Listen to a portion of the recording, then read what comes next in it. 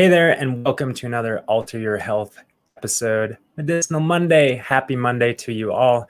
I'm Dr. Benjamin. And I'm Dr. Susanna. And if you don't know, we are both naturopathic doctors who support you in optimizing health, reversing disease through, of course, whole food, plant-based nutrition and lifestyle medicine, as well as mindset empowerment stuff that we're so obsessed with and love.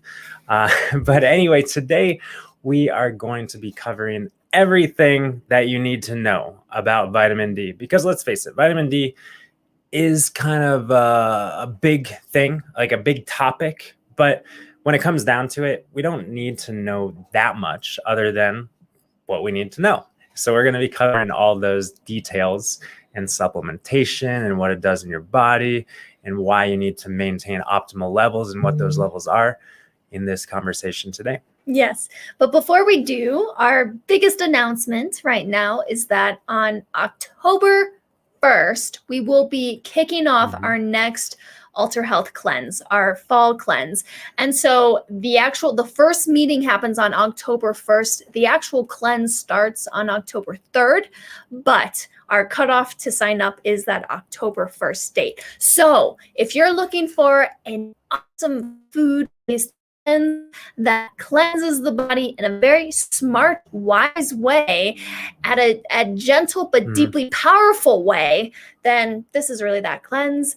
This is, I think, maybe the 6th or 7th time we've done a group cleanse. Much more than that. I think like 8th or 9th. I think, yeah. And we used to do it twice a year. Now we do it 4 times a year because people love it so much. Yeah. But to get more details about that cleanse, go over to alter.health/cleanse and join us before October 1st. So now let's talk about vitamin D, because I guess we do have a lot to cover. And we're going to start by talking about what it is, where it comes from.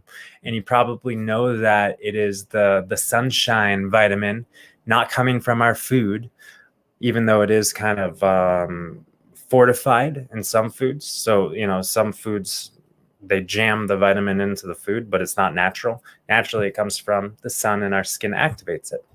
Right. Yeah. And so, I guess there are some animal foods that have some amount of vitamin D in it. But when we're talking about plant foods in the context of a whole food plant-based diet, yes, it comes from the sun. And but the point is that even those animal foods, they get it from the sun. Just, again, just like everything comes from nature, everything that we need. And if you know all that we know about whole food plant-based nutrition, then you know that you can get everything from plants and skip the middleman, of course. Vitamin D comes from the sun. The liver is responsible for activating vitamin D into 25-hydroxy D3. And then the kidneys are responsible for making it into its most bioavailable form, 125-dihydroxy 2-hydroxy molecules onto the vitamin D3. And then that is what is kind of circulating and active in your tissues, doing all of the important things that vitamin D does do for our body, which we're going to go over. Before we do, we can just kind of look at this image here and see fancy schmancy, the process of vitamin D activation. For those listening and not watching, you just see that vitamin D is activated in the skin. But then it goes to the D3 goes to the liver, where it becomes 25-hydroxy D3, and then to the kidneys, where it becomes 125-dihydroxy, just like we already said. So just kind of a visual. But you wanted to point out something that we've observed clinically, professionally, practically, that the activation of vitamin D3 in the kidneys into 125-dihydroxy D3 requires an important cofactor, that being magnesium. Maybe you've heard about the magnesium vitamin D deficiency before. Yeah, I guess we'll dive into it right now since you brought it up. But it's pretty common for us to see people who have been supplementing with vitamin D month after month, maybe year after year, and still their vitamin D levels stay low. So what's up with that? Well, if they're also deficient in magnesium, then they're not actually able to convert the D3 or the D2 that they're supplementing with into that calcitriol, into the actual active form of vitamin D in the body. Yeah. It needs magnesium for that final conversion step. So what we actually see is that if these people start taking magnesium supplements, that generally 3 months later, their vitamin D supplementation actually starts to show. Their vitamin D levels go up on their blood work. So, and I actually wanted to start this conversation by pointing out the fact that vitamin D is one of very few supplements. People kind of talk to refer to us as the anti-supplement doctors because I'm just kidding. I just made that up. I kind of refer to ourselves as the anti-supplement doctors. Anti-supplement. Well, we're not pro-supplement. There's a lot of people who are pushing lots of supplements.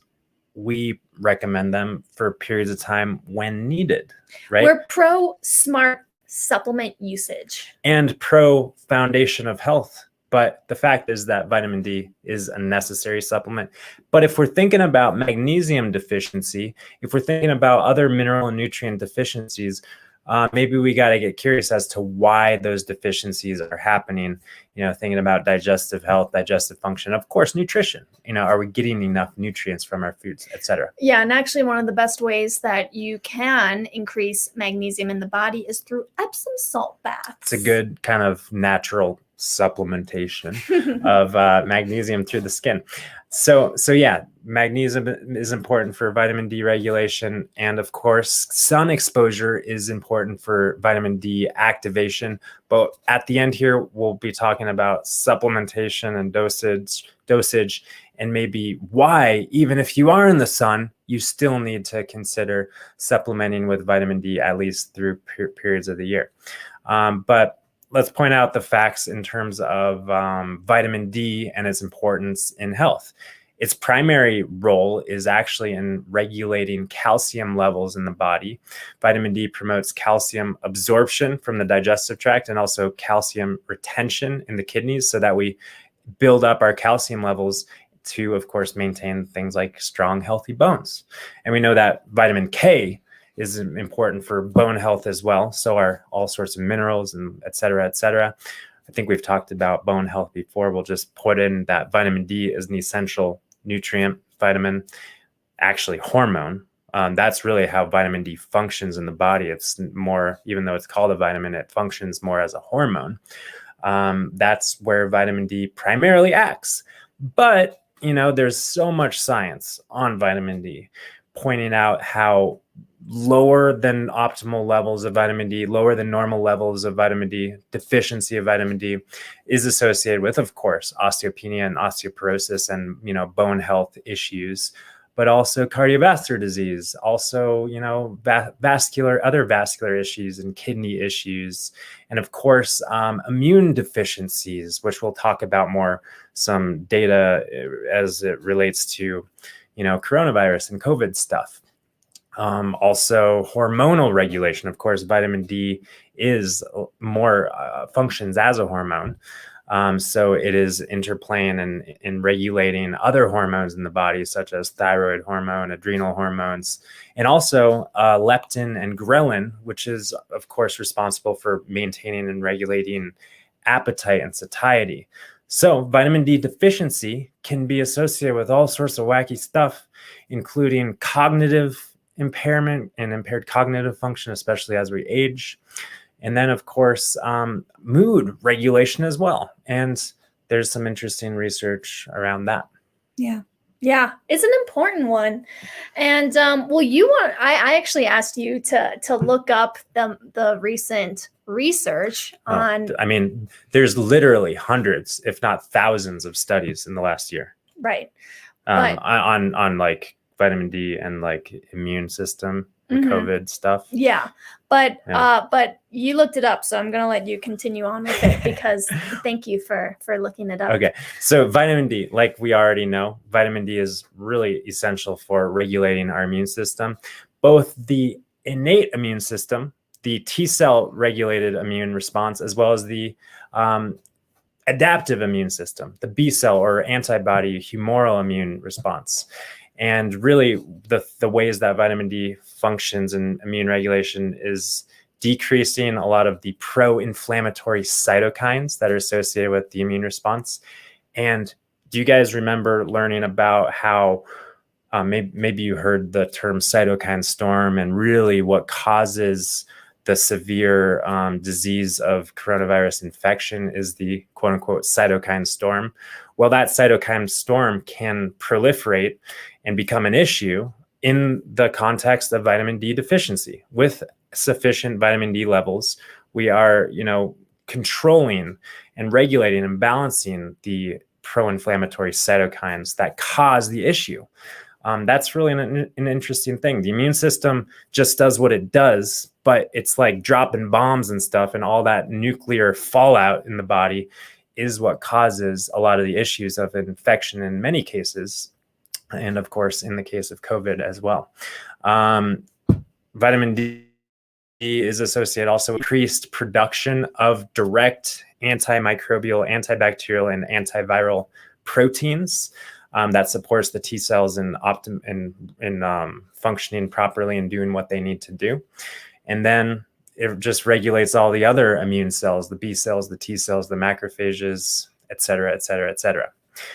So, yeah. So, I mean, Ben just brought in a bunch of really fancy immunology lingo, all these different types of white blood cells. But the big takeaway is that COVID severity is directly correlated with vitamin D status, and that the most severe cases, those individuals were deficient in vitamin D. Yeah. In fact, I mean, like I said, there's been hundreds and hundreds and hundreds, probably thousands of studies on looking at vitamin D status and, coronavirus, COVID outcomes and severity. And it's pretty crazy how direct the correlation is between vitamin D status and disease severity. In other words, people who have high optimal vitamin D status really don't get severe symptoms. They might get kind of the cold and flu-like symptoms. People who have deficiency are the ones who land in the ICU and require mechanical ventilation and stuff like that. And some studies have even said that 100% of the people who, they look at a population of a few hundred people, there's bigger studies, but some of the smaller ones looking at a few hundred to 1,000 people say that like 100% of people who die of COVID have a vitamin D status below 20.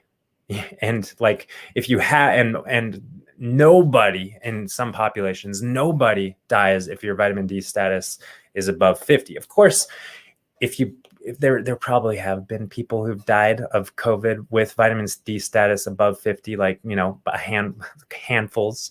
But when we're looking at the big scheme of things, it's that strong, the evidence supporting optimizing vitamin D status. And unfortunately, this is, even though there's so much research, unfortunately, for whatever reason, maybe you can think of a few, I know I can, it doesn't really make its way to any sort of public health policy, right? That's obviously a conversation for another day. But let's talk about why people, why there is an epidemic of vitamin D deficiency.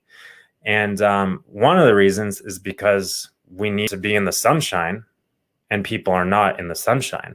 And also for darker skinned individuals, for more melanated individuals, Blacks and Hispanics and even Asians who have more melanin in their skin, they need to spend even more time in the sun, in the proper sun, that is, in order to activate vitamin D and to maintain optimal levels.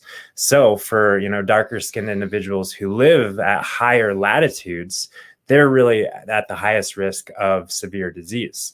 And just a fun fact about that latitude, it's there's a little bit of gray area here, but people say that the 37th parallel of latitude, which is actually right around Los Angeles, anyone living north of that requires vitamin D supplementation at least November through March. So at least kind of the winter months.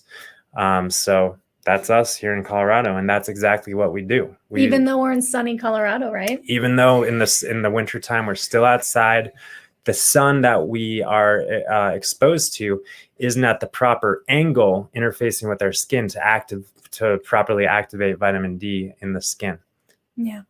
Yeah, it's very interesting.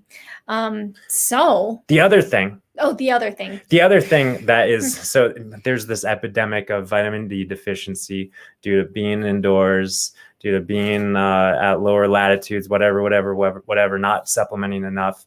But also what causes vitamin D deficiency is actually obesity or excess fat, because vitamin D is a fat-soluble hormone, fat-soluble vitamin that acts like a hormone that is sequestered in fat cells.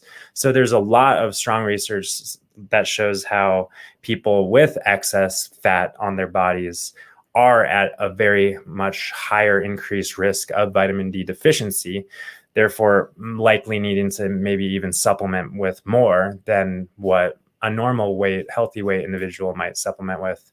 And then there's the magnesium, back to the magnesium thing as well. Right. I mean, there's also theories as well that essentially say that if someone is in a chronic state of maybe a chronic viral infection or with chronic toxicity, and their body goes through their vitamin D storage quicker, or maybe goes through their magnesium stores quicker. Right. Or it could be that those people are going to be more prone to vitamin D deficiency.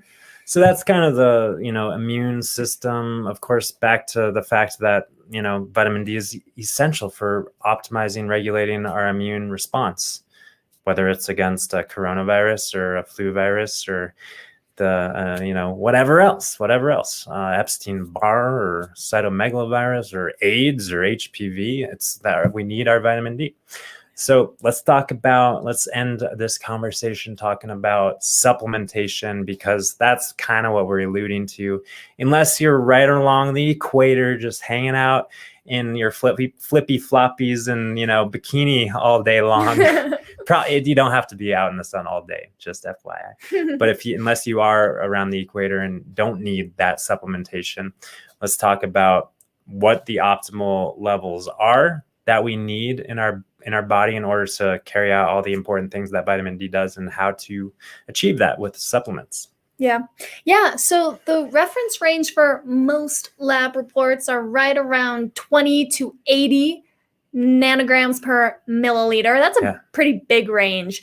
But really, when you look closer at the science, the more ideal range is at least 40 to 50 is really optimal. And it's a controversial thing. You ask some doctors and they say, 30 is fine. Mm-hmm. But then you look at some of the research and it's like people above 40 or 50 or 60 have really like high protective effects. Right. But then you don't want that level to go too high, because then you could start getting symptoms of vitamin D toxicity. Unfortunately, this is kind of common because people don't understand that. So, it's not super common, but I've seen it happen where, people kind of forget that vitamin D they're supplementing with every day does bioaccumulate in their body because it is a fat soluble vitamin.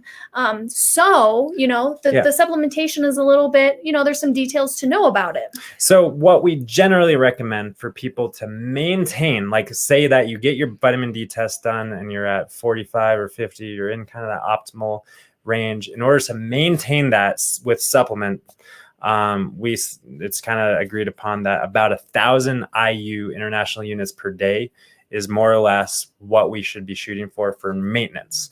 And that's if we're not being exposed to vitamin D. So again, we can maintain vitamin D status in the proper latitude with proper sun exposure, which I didn't dig into the research, but I think it's just 10 to 20 minutes a day, like on a small surface area of your skin is all you need to activate vitamin D under the proper exposure conditions. Yeah, but you bring up a good point that we haven't talked about yet, which is testing. That it's a really good idea to get that testing once a year to check in. Otherwise, you don't know what the best dosage is for you, really. Right. So first step, test. Second step, if you're in optimal, do 1,000 IU per day, especially in the winter months. And if you're suboptimal, say that you're 20 and you want to raise to 40 or 50, the general rule of thumb is to do about 1,000 IU per day in surplus for every 10 points that you want to raise. So if you want to go from 20 to 40, or if let's say you want to go from 20 to 50, then that 1000 IU is the maintenance dose. So that'll keep you at 20. But if you want to go to 50, then you do 3000 IU per day extra. So about 4,000 international units per day. And then you want to do that just for about 3 months, 3 to 4 months. And then you want to retest. And because you don't, 4,000, you don't want to really take that kind of dose indefinitely. Obviously you might be okay for a year or two, but that you could develop toxicity. Mm-hmm. With a dose of 4,000, not so much. But in this kind of climate, a lot of people are thinking, oh my gosh, I need to take vitamin D. Vitamin D is good, then I must take a bunch because more of a good thing is a good thing.